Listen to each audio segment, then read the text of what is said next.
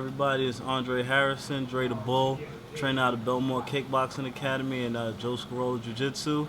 Getting ready for March 4th, the Bull against Steven Siler. Right now, camp is going good. Everything is, added up where it's supposed to be. Weight's all right, cardio's all right. Everything is going good. Knock on wood. As far as Titan not having shows and everything, it was a little frustrating because I'm one of those people where if I'm healthy, I want to be fighting. I'm in here all the time, I'm training all the time, so it's only right to have me out there competing.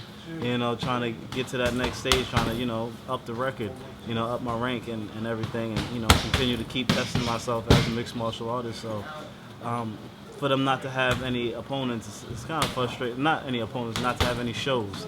It's kind of frustrating, but they have one now, and so I'm just focused on the show I have now. Just focused on March 4th right now.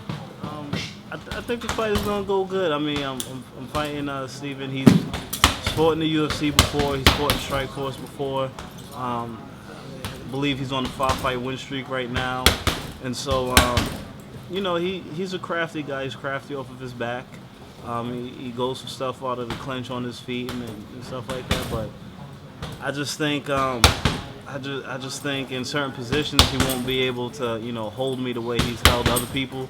I'm a little stronger than than what he may anticipate, and I plan to open up a lot more on the feet. So I think I'm a shock him with that. He doesn't really know what's coming in that area, but he gonna find out. So as far as this fight goes, we actually have Nick Fiore and Greg Gillespie both fighting in the Ring of Combat. Greg is defending his 155-pound title, and Nick is making his 155-pound debut. And then the following day, Gian Vellante is fighting in Vegas. And so to have 4 of us fighting within the span of 24 hours, it's tough on all our coaches.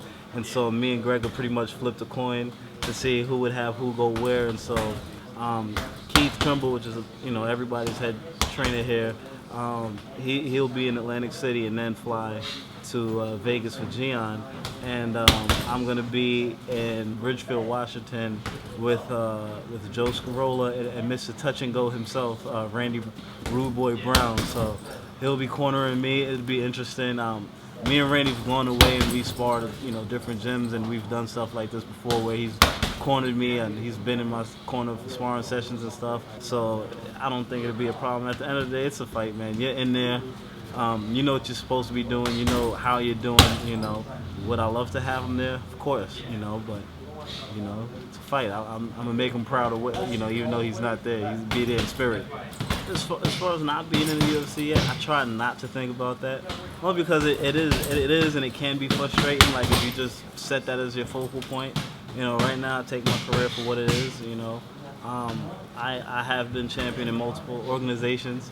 I am the Titan champion right now, and I'm doing well. So my goal and everything that I'm focused on right now is to just keep is to do better. Being undefeated, how do you do better? Well, you try and finish everybody. If you have finished anybody, try and finish them earlier. Work on new techniques.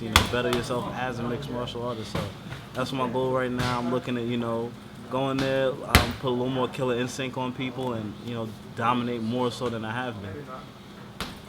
If I got the right call, the right numbers, yeah, I think I'd definitely be interested in another place. Only because I'm 27 now. I do have a daughter, and I'm looking to provide for her, and I'm looking to do things. So at the end of the day, money talks. Would I like to fight in the UFC? Of course. Any mixed martial artist would. I'm just right now. I have to be a provider. I have to do that. So can't wait around forever because nothing's guaranteed. It doesn't mean if I wait, I'm guaranteed gonna get the call. Doesn't mean that.